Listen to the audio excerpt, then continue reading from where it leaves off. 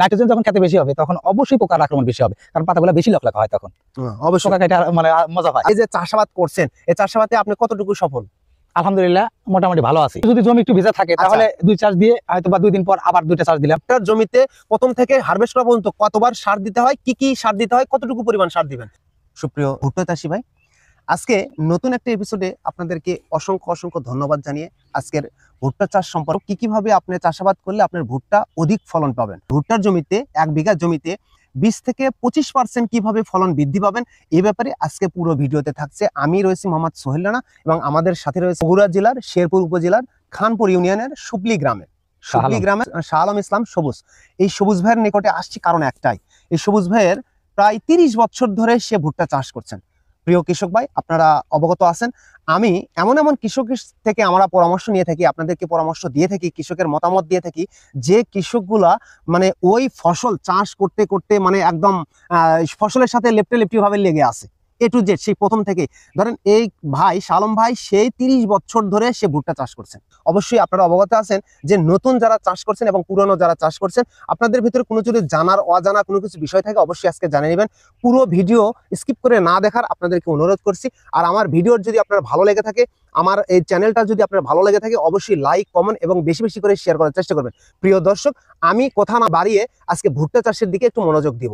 প্রিয় চাষি ভাই, ভুট্টা চাষ সম্পর্কে আজকে চলে এসেছি শালম ভাইয়ের নিকটে, এ টু জেড ভুট্টা চাষ সাইড থেকে একটু পুঙ্খানুপুঙ্খ ভাবে জেনে নেব।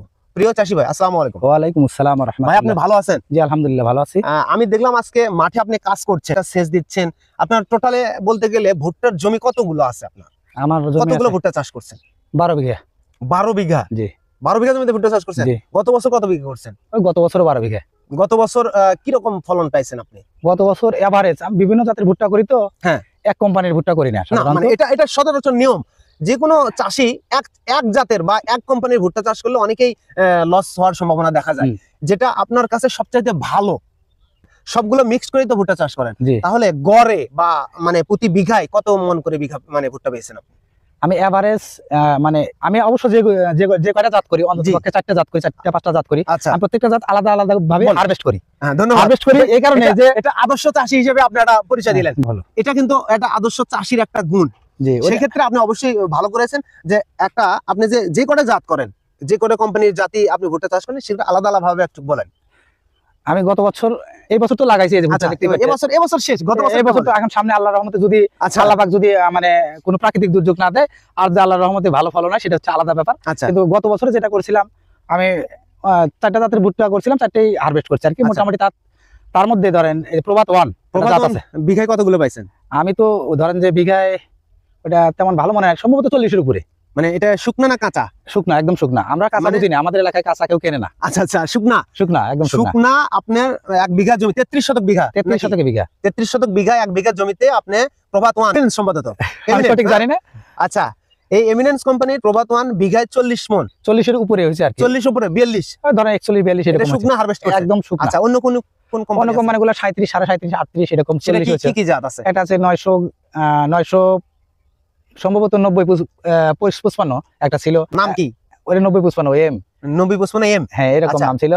আর একটা ছিল আরএজ জাদু, আর একটা ছিল রকেট। আরএজ জাদু, রকেটের ফলন কি রকম? রকেটের ফলন মোটামুটি ভালো, 40 মণ করে আসছে। 40 মণ। আর জাদু? জাদু 37 মণ, 37.5 মণের মতো আসছে। মাশাআল্লাহ, অনেক ভুট্টা পেয়েছেন আপনি, তাই না? জি আচ্ছা, আলহামদুলিল্লাহ। যেহেতু গত বছর ভুট্টা চাষ করছেন, ভুট্টা অনেক ফলন, ভালো ফলন পেয়েছেন, কিন্তু এবছরে যে ভুট্টা চাষ করছেন, রোপণ করছেন, গততে কি ছিল? ধান ছিল। ধানের পরে ভুট্টা করছেন? ধানের পরে ভুট্টা। আচ্ছা, তাহলে জমিতে চাষ দিলেন, ধরেন আপনার মনস্থ ঠিক করছেন যে আপনি এখানে ভুট্টা চাষ করবেন। ভুট্টা চাষের ক্ষেত্রে মানে সার সুপারিশ কোথায়? আমরা এখন কৃষক জানবে যে ভুট্টার জমিতে প্রথম থেকে হারভেস্ট করা পর্যন্ত কতবার সার দিতে হয়, কি কি সার দিতে হয়, কতটুকু পরিমাণ সার দিবেন, এটা একটু আপনার থেকে জানিয়ে নেব। সর্বপ্রথম আপনার থেকে জানার চেষ্টা করবো যে ভুট্টার জমি চাষ করলেন, চাষ করার সময় কি কি সার আপনি ব্যবহার করেন? মানে আসলে চাষ প্রথমে যখন চাষ করি তখন তো 7 দিনে ধরেন আজকে একটা 2টা চাষ দিয়ে রাখলাম। টোটাল কয়টা চাষ দেন? টোটালে 6টা চাষ দিই। 6টা চাষ মানে 2 চাষ দিয়ে কি রোদে রেখে দেন? প্রথমে যদি জমি একটু ভেজা থাকে তাহলে 2 চাষ দিয়ে হয়তো বা 2 দিন পর আবার 2টা চাষ দিলাম, দিয়ে আর 2 দিন পর একদম তৈরি করি। মোটামুটি ধরেন 5 দিন সময় লাগে একটা জমি ফুল রেডি করতে। এটা আদর্শ চাষির অবশ্যই কথা।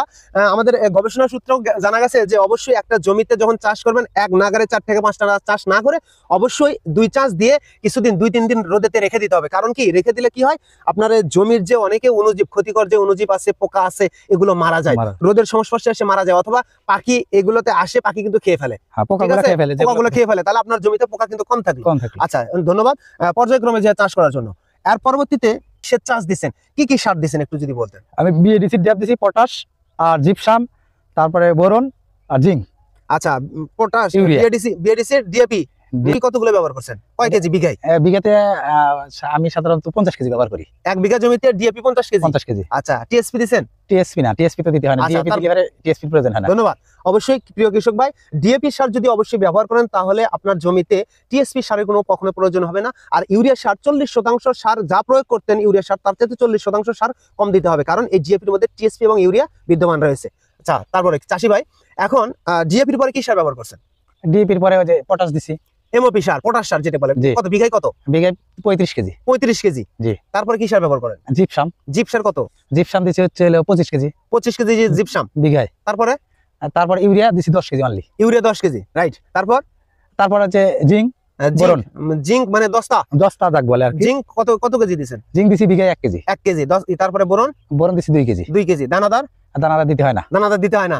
আচ্ছা, তারপর কি দিবেন? তারপরে জৈব সার। জৈব সার, রাইট কথা। জৈব সার কি এটা ভার্মি না আপনার ভার্মি কম্পোস্ট কিনে আনছেন? কিনে আনছি। আচ্ছা, ধন্যবাদ। ভার্মি কম্পোস্ট, ট্রাইকো কম্পোস্টের সাথে ভার্মি কম্পোস্টের শক্তিশালী কিন্তু অনেক বেশি। হ্যাঁ, ঠিক আছে। নাইট্রোজেন যখন খেতে বেশি হবে তখন অবশ্যই পোকার আক্রমণ বেশি হবে, কারণ পাতাগুলো বেশি লকলকা হয়, তখন অবশ্যই পোকা খাইতে মানে মজা হয়। এটা যে এখন এই যে বেঁধে দিছি না, এখন আবার 1 বস্তা দিয়ে বেঁধে দিছি। মানে বেঁধে দেওয়ার সময় আবার 1 বস্তা দিবেন? মানে তখন দিছি 2 বস্তা বিঘা, এখন 1 বস্তা। আচ্ছা, তারপর আর কোনো সার? এখন ধরেন সেচ দেওয়া লাগবে, মানে সেই সময় মানে যখন রোপণ করলেন, রোপণ করা পর্যন্ত দিয়ে দিবেন, সব দিয়ে দিছি। তাছাড়া এর মধ্যে আর কোনো সার দেন না? না, সেগুলো সার দিয়ে, সেচ চাষ দিয়ে, মই দিয়ে একদম সমান করছেন। হ্যাঁ, সমান করে তারপরে ভুট্টা রোপণ করে দিছি। আচ্ছা, ভুট্টা রোপণ করার ক্ষেত্রে সারি থেকে সারির দূরত্ব কতটুকু হয়? 22 ইঞ্চি। 22 ইঞ্চি দেন? জি। 24 ইঞ্চি হয়? 24 দেয়, 22 দেন। আপনি যখন 22 দিবেন তখন এদিকে ভুট্টার দূরত্ব একটু বেশি রাখতে হবে, আর যখন 24 দিবেন ভুট্টার দূরত্ব একটু কমাই দিতে হবে। যখন 22 যখন দিবেন তখন ভুট্টার দূরত্ব হবে 10-9 কিংবা 11 এরকম, আর যখন 24 দিবেন তখন 8-9 এরকম। তার মানে সারি থেকে সারির দূরত্ব যদি 24 হয় তাহলে 8-9 ইঞ্চি পর পর আপনার একটা করে বীজ দিতে হয়। আর যদি 22 ইঞ্চি হয় তাহলে কত ইঞ্চি পর পর দেন? 22 ইঞ্চি দিলে 9-10 চলে যাবে। 9-10 চলে 1 ইঞ্চি বেশি বাড়বে আর কি। তাহলে ভুট্টা রোপণ করলেন, ভুট্টা রোপণ করার সময় কোনো বীজ শোধন কিছু করে নেন? কিছু করতে হয় না। অবশ্যই ভুট্টা যেগুলো আছে, বীজ আছে, অবশ্যই কোম্পানি থেকে এগুলো শোধন করা থাকে, শোধন করা বীজ থাকে। অবশ্যই আপনার জমিতে ধরেন রস কম, সেই ক্ষেত্রে আপনি ভুট্টা রোপণের আগে ভুট্টার কি পরিচর্যা করেন? ভুট্টা যে জমিতে আপনার একদম রস কম, হয়তো বা ভুট্টা মানে জার্মিনেশন সমস্যা হবে, সেগুলো করে কি ধরেন আজকে লাগাবো, আগামীকাল লাগাবো, আজকে বাজার থেকে কিনে নিয়ে এসে পানিতে ভিজে রেখে ওটা ধরেন যে আমি করি সকালবেলা, ওটা নিংড়ে নদী যাক বলে, মানে পানি ফেলে দিয়ে তারপরে রোপণ করি। সঠিক। ভুট্টা রোপণ করার আগে যে জমিতে রস অবশ্যই কম থাকে সেই জমিতে জমির জন্য আপনার ভুট্টা 8 থেকে 10 ঘন্টা ভিজিয়ে রাখতে হবে। তারপরে ভুট্টাগুলো উঠিয়ে রেখে যদি আপনি সেই জমিতে রোপণ করেন তাহলে ভুট্টা জার্মিনেশন 100 হবে। যদি রস না থাকে, আর যদি রস থাকে এটা ভুট্টা ভিজানোর কখনো প্রয়োজন হয় না। তারপরে ভুট্টা রোপণ করে দিলেন, আপনি রোপণ করা শেষ, মানে ভুট্টা রোপণ শেষ আমাদের কিন্তু। এখন তার পরবর্তী সার কতদিন পর দেওয়া হয়? মানে অনেকেই বলে বিশাল ডোজ, অনেকেই বলে উপরি সার প্রয়োগ, মানে কত কিস্তি, আর কয় কিস্তি সার প্রয়োগ? ধরেন যে আপনি 1 সপ্তাহ লাগবে জার্মিনেশন হইতে। আচ্ছা, 1 সপ্তাহ জার্মিনেশন, আর মানে যেদিন থেকে রোপণ করলাম সেদিন থেকে ধরেন 1 মাস পর আপনাকে উপরি সার দিতে হবে। রোপণ করার 1 মাস পর, মানে 30 থেকে 35 দিন। 30 থেকে 35 দিন, সর্বোচ্চ 40 দিন। তার মানে আমরা প্রথম কিস্তির সার, জমি রোপণের সার তো দিয়েই দিলাম, প্রথম কিস্তির সার দেওয়ার ক্ষেত্রে তাহলে আমরা জমির ভুট্টা রোপণ থেকে 35-40 দিন পর। আচ্ছা, এটা দেওয়ার সিস্টেমটা কি? এটা দেওয়ার সিস্টেম যেরকম ধানের জমিতে সার দেয় ওইভাবে দিই। আচ্ছা, এটা কি এই যে ভেলি বেঁধে দিয়েছেন যে আপনি, ধরেন যে এরকম সেটা দিয়ে এরকম না, আমি এরকম না, আমি বলতে চাচ্ছি যে মাটি যে উঠাই দিয়েছেন, এটা উঠাই দেওয়ার আগে, গোড়ায় মাটি দেওয়ার আগে দিতে হয়। কত? 40-45 দিন। এটা 40 দিন হয় নাই। কতদিন হচ্ছে? 35 দিন। এটা 35 দিন হচ্ছে। 35 দিন। আচ্ছা, 35 দিন যদি হয়ে থাকে তাহলে অবশ্যই আপনি সার দিয়ে এই গোড়ায় মাটি দেওয়া, আমরা বলি যে কাপ বেঁধে দেওয়া আর কি, আলুর মতো আর কি, মানে আলুর কাপ, যেটা আলুর মতো কাপ বেঁধে দেওয়া। আচ্ছা, কাপ বেঁধে দিলেন। উপরে প্রথম কিস্তির সারের সময় কি সার ব্যবহার করছেন একটু যদি বলতেন? এটা শুধু ইউরিয়া সার, আর যদি কেউ মানে আমি সাধারণত দিয়ে থাকি, সাধারণত ইউরিয়ার সাথে ড্যাপও মিক্সার করে দিয়ে থাকি। আচ্ছা, ড্যাপ দিয়ে থাকি, আর হচ্ছে সালফার। কি ইউরিয়া কতটুকু দেন? ইউরিয়া দিয়ে হচ্ছে 20 কেজি, আর ড্যাপ যেটা বিএডিসি ড্যাপ, আমি সাধারণত ড্যাপই বেশি ব্যবহার করি, ওটা দিয়ে হচ্ছে 10 কেজি, আর সালফার হচ্ছে 1 কেজি বিঘায় 1 কেজি সালফার। এর মধ্যে পটাশ আর কোনো সার পড়ে না? এর পটাশ তো একদমই প্রথমে একদম চাষ যখন জমি লাগালাম তখনই তো দিয়ে দিছি, তারপরে আর পটাশ দেওয়ার কোনো প্রয়োজন নাই। গত তো এরকমই চাষাবাদ করছেন? গত তো এরকমই, ফলনে এরকম ভালো পাচ্ছেন? ফলনে এরকম। সার মানে অন্যান্য যেগুলো অনেক লোক আছে, অনেক কৃষি চাষাবাদ করে প্রচুর পরিমাণে সার দেয়, সেক্ষেত্রে কি হচ্ছে, এই যে উপরে প্রথম কিস্তি সারের সময় কিন্তু ওরা প্রায় বিঘাকে 15 থেকে 20 কেজি এমওপি সার দেয় আবার এটা এমএপি সার এটা কি দেওয়া দরকার হবে কিনা? এটা দেওয়ার কোনো প্রয়োজন মনে করি না আমি, কারণ কোনো প্রয়োজনই নাই। কোনো প্রয়োজনই নাই। আচ্ছা, এটা প্রথম কিস্তি সারের সময় এটা দেওয়ার কোনো প্রয়োজন নাই। না, তাহলে জাস্ট আপনার ডিএপি এবং ইউরিয়া এর সাথে সালফার 1 কেজি, আর কিছুই না। আর কিছু না। তারপরে বেঁধে দিলেন, বেঁধে দিলাম। বেঁধে দেওয়ার পরে কতদিন পর সেচ দিবেন?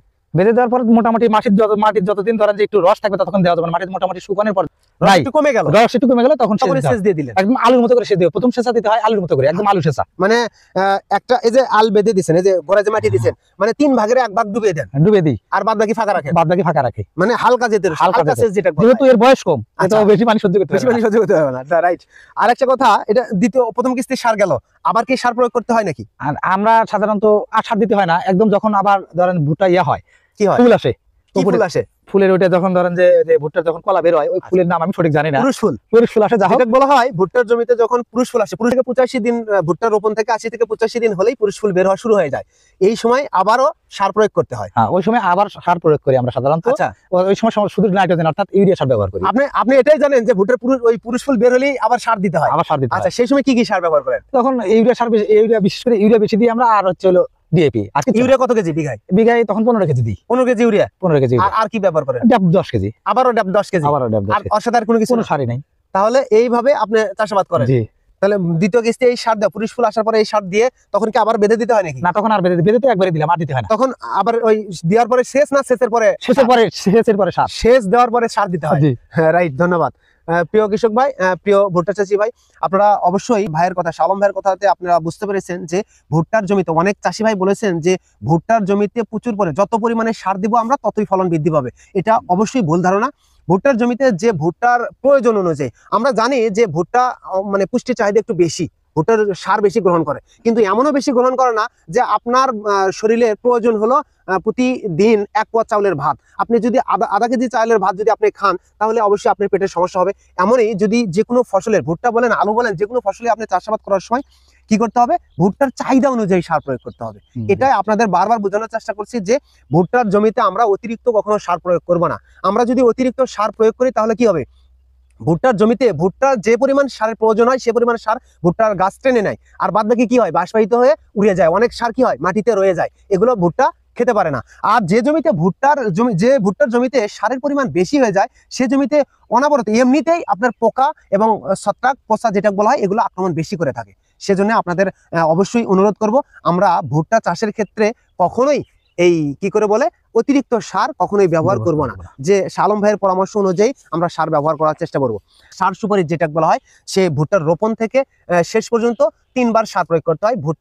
ভুট্টার রোপণের মানে সেচ চাষের সময় একবার, তারপরে প্রথম কিস্তি ভুট্টা রোপণের 40 দিন পর আপনার এই ভুট্টার জমিতে সার প্রয়োগ করতে হয়। প্রথম কিস্তি বেসাল ডোজ যেটা বলা হয়, আর দ্বিতীয় কিস্তি সার বলা হয় যখন ভুট্টার জমিতে কি বলা হয় যে পুরুষ ফুল বের হয়। 80 থেকে 85 দিনের মাথায় যখন পুরুষ ফুল, ভুট্টার কাছে পুরুষ ফুল চলে আসে, সেই সময় কি করতে হবে, ভুট্টার জমিতে আবারও সার প্রয়োগ করতে হবে। এই 3 বার যদি সার প্রয়োগ করেন, এই শালম ভাই যে পরামর্শ অনুযায়ী যে সার প্রয়োগ করতে হয়, সেই সার যদি প্রয়োগ করেন, অবশ্যই আপনার ফলন, আপনার জমিতে যা ফলন পেতেন গততে তার চাইতে বেশি ফলন পাবেন। কিভাবে আর্থিক লাভবান হবেন, কিভাবে যে আপনার ভুট্টার জমিতে গততে বস্তা বস্তা সার ব্যবহার করছেন, সেই সারের অনুযায়ী আপনি হিসাব করে দেখবেন। আর এই আজকের যে সার সুপারিশ, এটা হিসাব করে দেখে বুঝতে পারবেন যে আপনার জমিতে আর্থিক খরচ কতটুকু হলো, লাভ কতটুকু হলো।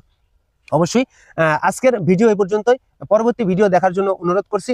ভিডিও শেষ করার আগে আপনাদেরকে আবারও ধন্যবাদ জানিয়ে আজকের মতো এখানে ভিডিও শেষ করছি। আসসালামু আলাইকুম।